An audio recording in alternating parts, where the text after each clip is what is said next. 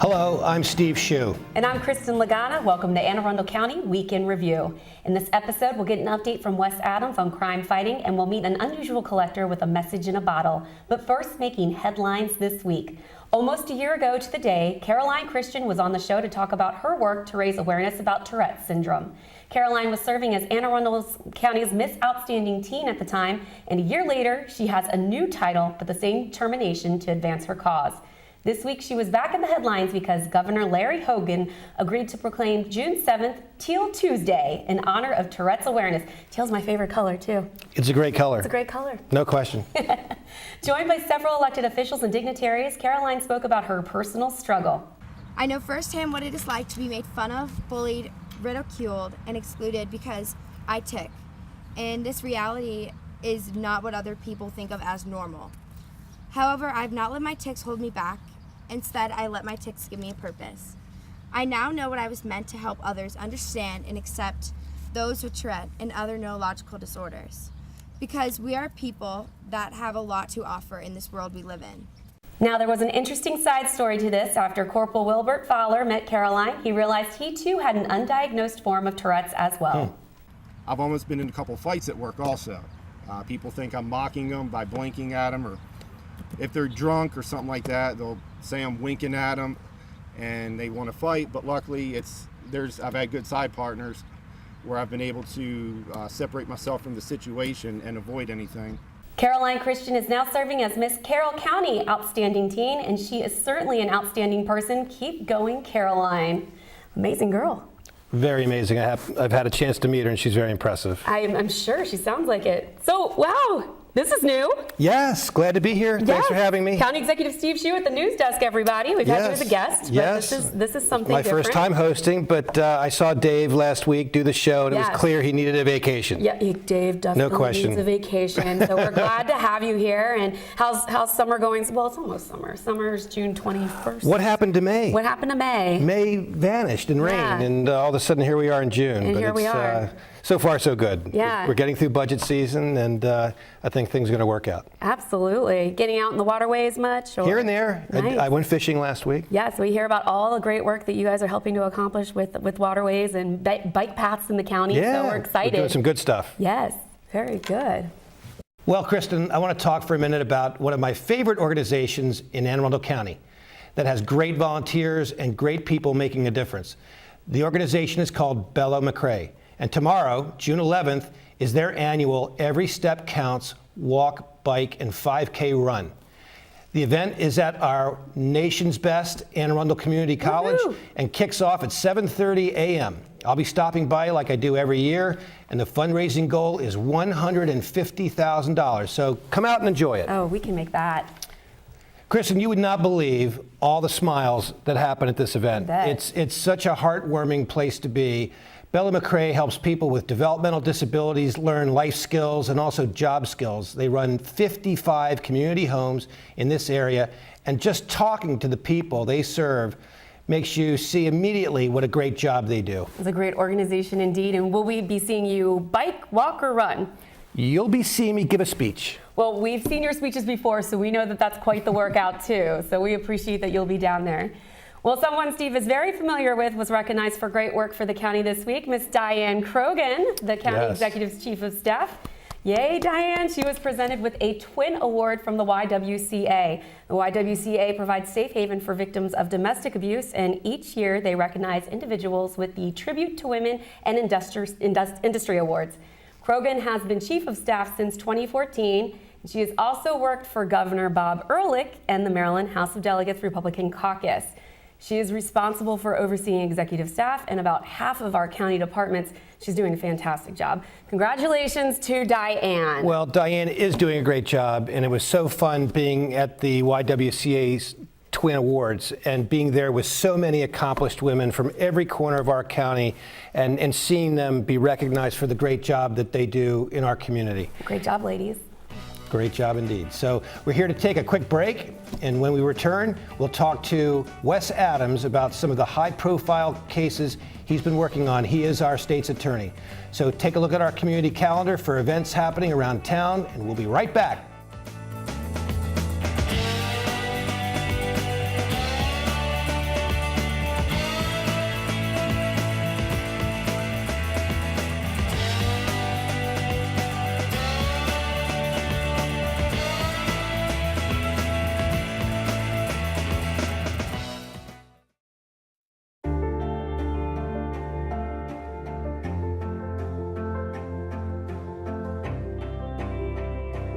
Body language can tell you all sorts of things. Like someone is having a stroke. Know the sudden signs. Learn fast. Face drooping, arm weakness, speech difficulty. Time to call 911 and get them to a hospital immediately. Learn the body language and spot a stroke fast.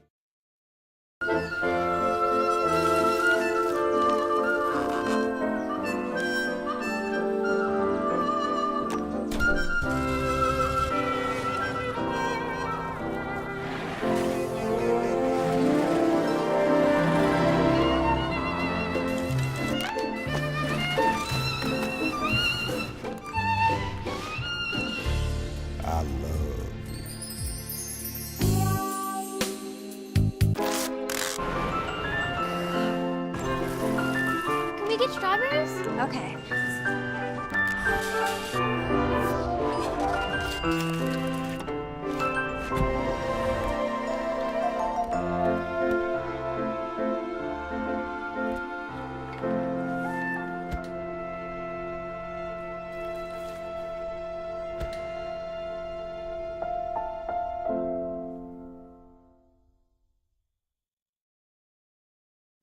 Welcome back. Joining us on Week in Review, we have one of our very favorites in the studio, Mr. Wes Adams, State's Attorney. How are we doing here today? Good, Kristin. How are you today? Good, good. Thanks for being here, Wes. Happy to be here, Stephen.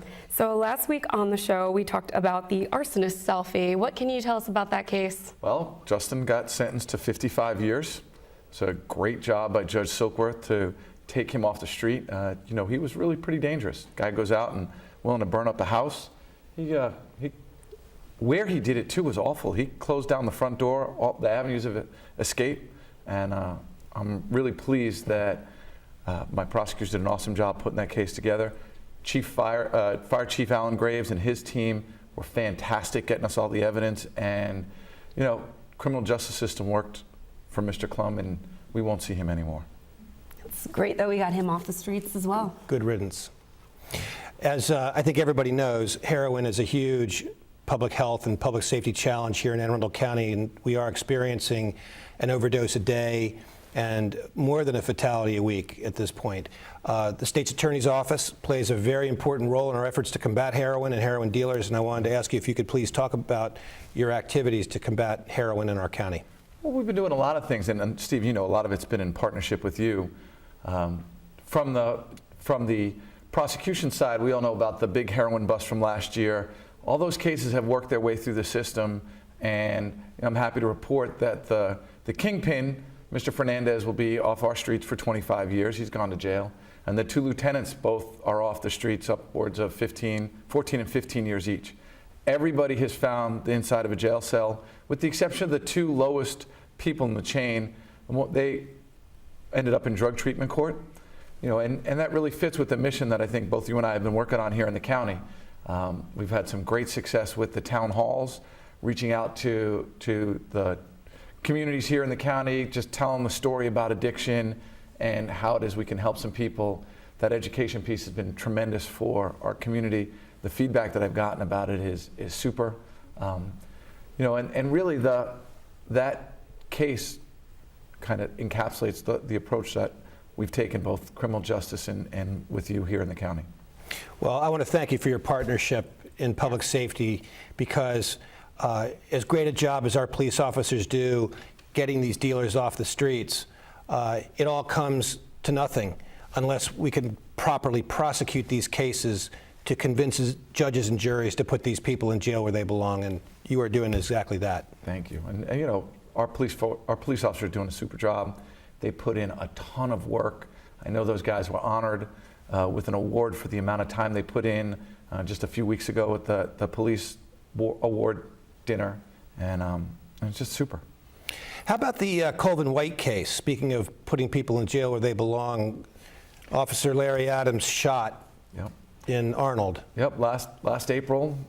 Unfortunately, Mr. White made a bad decision, a series of bad decisions. They resulted in Larry getting shot. Best news about this, aside from Mr. White being in jail, is that Larry's fully recovered. He's back on the force, and we're all happy to have him back out there, you know, trying to work to keep the community safe. But Colvin White pled guilty to attempted first-degree murder. Judge sentenced him to life plus 20 with all but 55 years suspended, which means Mr. White's going to see the inside of a jail cell for the next, half a century. So he'll be a very, very old man when he gets out. And in stark contrast to what maybe some of the things we're seeing in the city, Mr. White had been a frequent flyer with the criminal justice system, and unfortunately it took this event, but thanks to the work of some of the prosecutors in my office and my deputy John Church, we were finally able to stop that revolving door with Mr. White, and now the door's closed. Well, that's great, and we do see that in other jurisdictions, situations where judges turn these criminals loose time and time again. It was recently reported in Baltimore City, the case of David Warren, who has spent his entire adolescence and adult life as a criminal with many gun charges and serious drug offenses, and each and every time turned back out onto the street. Yeah. And Unbelievable. It is really one of the main efforts of what we're doing as prosecutors and trying to bring a history of the offender before the judge. And I'm really pleased to say that a lot of our judges, when you talk about Judge Silkworth with Mr. Klum, the fire selfie arsonist, even just 2 days ago, Judge Mulford sentenced a guy named Mr. Brown to 53 years, gave him every single dime that he could give him on a sentence for a terrible domestic assault. He had a criminal history, and Judge Mulford really understood who the offender was and made sure that he couldn't hurt anybody else in the community. Well, we are fortunate to have good judges in our county, because a bad judge can undo a lot of very good police work and a very great deal of good state's attorney's work. Yeah. Well, we talked about what's going on currently with our fight against heroin. What else can you speak to on a general subject about the overall role of the prosecutor in the fight against drugs in general? As I was saying to Steve, we really have a three-part approach. I mean, obviously the prosecution side of it is really what's important and is really our main function. But one of the things that's changed since I've come into office, and again, a lot of it is because of the approach that Steve and I both take to this, is we're really both out in the community educating. When you look at what the long-term change is for any epidemic, whether it's cyber safety that we work with or the heroin, it really comes down to education. We manage the people that are in addiction right now. The holy grail of what we're trying to accomplish is, can we keep people from entering into addiction into the first place? And so what I'm most pleased about is our efforts to get out into the community, to have these town halls, to work with the recovering addicts, to work with the affected mom, and bring that education and that awareness out to parents and really to kids, so that maybe we can save that one from stepping into addiction in the first place. Our drug court program has been fantastic. I know Steve has worked to help us keep expanding it, but we're winning 20, 30, maybe 40 people a year, and as you just heard Steve say about losing one a week to a fatal overdose. It's hard to win once the addiction is taken over. We have to win before it ever comes in. Very much agreed. Well, we appreciate all the hard work that you're doing, your office is doing, the strides we're making here in our community, and we thank you so much for coming on the show and sharing some more updates with us. Always a pleasure. You're always welcome back. Wes Adams, State Attorney. We'll be right back with more Week in Review right after this. Don't go anywhere. As an American, it's hard to hear that we have a serious hunger issue in our country. And as a parent, it's even harder to hear that 1 in 5 of our kids struggles with hunger, especially when billions of pounds of good food are wasted every year. Feeding America is a nationwide network of food banks that helps provide billions of meals to families in need right in your community. Visit feedingamerica.org to support Feeding America and your local food bank. Together we can solve hunger. Together, we're Feeding America. This is the story of a boy who didn't talk for a long time. The boy liked things to always be the same. Any changes would scare and upset him. The unknown was an unfriendly place. The boy was very sensitive to lights and sounds. So he built secret hiding places where they couldn't get in. The boy didn't like looking people in the eye. He wasn't trying to be mean, it just made him feel uncomfortable. Sometimes he would flap his arms again and again. One day, I found out I have something called autism. My family got me help. Slowly, I found my voice and learned all the ways I could live with it better. Early intervention can make a lifetime of difference. Learn the signs at autismspeaks.org. Welcome back. Nic Queen of Glen Burnie is a different sort of collector. Our own Sara Gannon caught up with Mr. Queen about his very own message in a bottle. Sarah? Thanks, guys. Today I'm here with Nic Queen and Glen Burnie, and we're going to talk about bottles. Have you ever been out in a yard or in a site and you find an old bottle? Well, today Nic Queen is going to talk to us about old bottles or antique bottles that you might find, or if you find, you can find out how and where it came from. Hi, Nic. Thanks for meeting with me today. Good morning, Sarah. How are you? Okay. Can you tell me a little bit about how your antique bottle collection started? Yes, I was actually out in the woods seeing if my dog was gun shy, and found an old bottle, found it very interesting, kept it, did some research on it, and found that it was very old. And from there, I found that Baltimore Antique Bottle Club, which I joined. Over time, I became its president, which I've been president now for the last 5 years. And can you tell me a little bit about where you find these? I mean, do you find them all over the county, all over the country? For the most part, what I collect is Baltimore and Anne Arundel County bottles. I do a lot of research on where homes once were. I also just do a lot of legwork, get out in the woods and walk around. Maryland did not have organized trash pickup until the 1950s, so a lot of times trash was either dumped behind the house in the woods or it was taken to a small town dump, some of which still exist. That's very interesting. Now, what types of bottles do you collect? Mainly right now, it's milk bottles, beer bottles, medicine bottles, anything with really some embossing on it, which ties to Baltimore, or if it even says Baltimore. What is the oldest bottle that you have?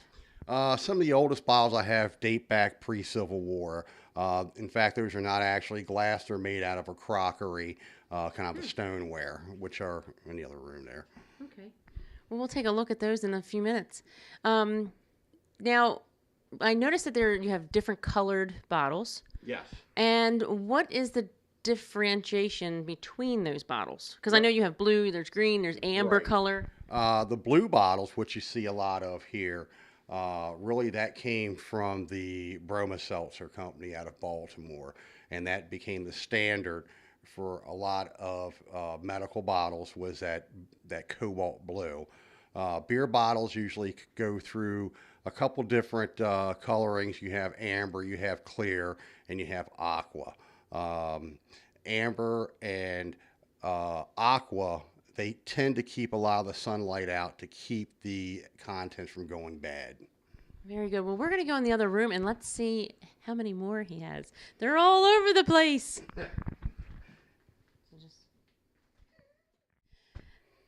So, Nic, can you tell me about this particular bottle? Yeah, this is a standard beer bottle from Baltimore. You'll see its nice purple coloring. This pretty much dates the bottle pre-1914. Previous to that, we didn't have the technology to add certain things like manganese to the glass to keep it from coloring in the sun. Finding these is kind of hard because when people saw the glass turning purple, it was considered sick and it was broken. So to find one of these today is kind of a tough task. I know you could talk about this for hours, but what you all don't know is Nic is a local celebrity. He was on the Discovery Channel, and he had said that he's been dubbed over in German. Yes, it's been broadcast in several countries, Canada, Australia, Germany, and the United Kingdom. So what started out with a 2-bottle hobby has turned into this. Interesting. Very interesting. It sounds like a lot of fun. Absolutely. And there's also a book, the Baltimore Bottle Book. Nic, how can you get this book and get some more information on it? Absolutely. You can go online to BaltimoreAntiqueBottleClub.org, which is our club site, and you can get the book through us. And the book's about $30. So this is the most complete antique bottle book known.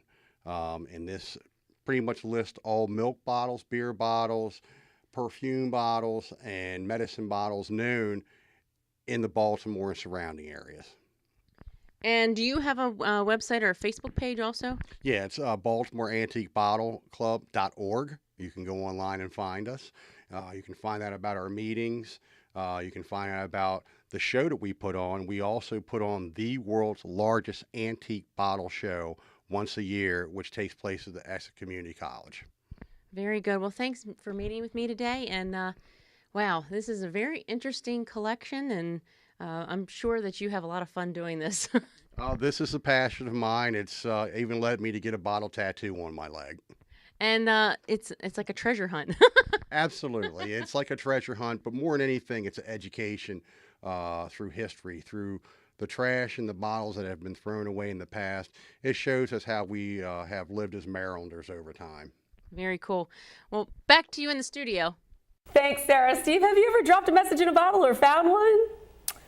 No, I spent a lot of time on the water, Yeah. but never found a message in a bottle. But I love the song. Yes, the I love the police. song. Yes, Message it's great. in a That's it. bottle. Shout out to our county police. Yes. Yeah. I did one of those when I was little and put it at the beach at Ocean City, but I doubt anyone ever found it, and I'm sure it had some kind of unicorn drawing or something on it. So You never know. It may You still never turn know. up in Tahiti or something. you and never know. Very exciting Could stuff. happen. Speaking of exciting stuff, did you catch the Miss USA competition? Yes, very exciting. Very exciting indeed. It's kind of a bit of a hometown pride for us right It's now. wonderful. A Fort Meade reserve officer Yes, has Donna won Miss Barber. USA. Yes, Yes. very excited for her. Beautiful girl and very intelligent.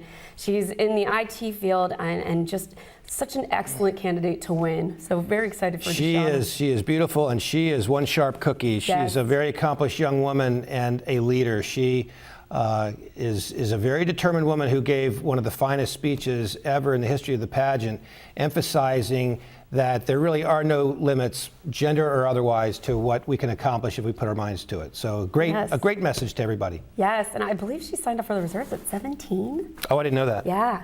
So Good for her. Very good. So from us here at the show, we here at the show, Deshauna, congratulations.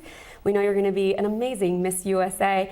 And speaking of kicking butt, how about them Orioles? How about that? Did you hear about don't that? mess with Manny Machado. Don't mess That's all with I can Machado. say. That's right. I think it's going to be the new verb. We're going to go Machado on somebody. But yeah, what an exciting game, exciting little schoolyard fight out on the mound, and we sure showed Ventura. So Yes. exciting lead for us at the end of the game, 9-1, and the Orioles are just doing killer right now. They're doing great. First place in the AL. Very good.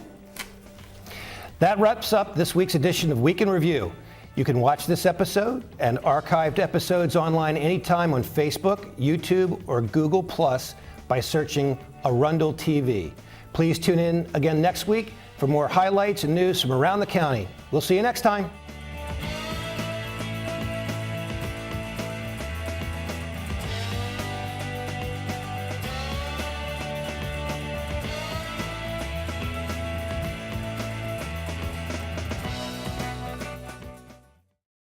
Morning, Gary. We are GetSchooled.com. You want a college education, don't you? You know you do. That's why we're here. We're free and here to guide you through every step of the way, starting with attendance. Gary, financial aid forms.